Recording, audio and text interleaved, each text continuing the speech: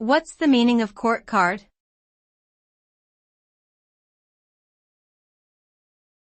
Court card.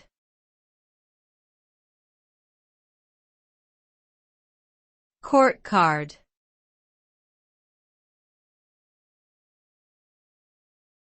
Court card.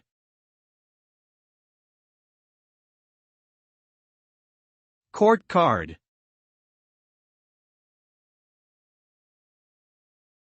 A court card is a term used in playing cards to refer to any of the 16 face cards, including the king, queen, and jack, found in traditional French and English decks.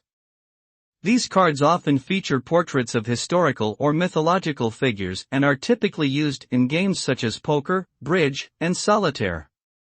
Court cards typically hold higher value in these games and can be used strategically to win hands. Overall, court cards add an element of complexity and strategy to traditional playing card games.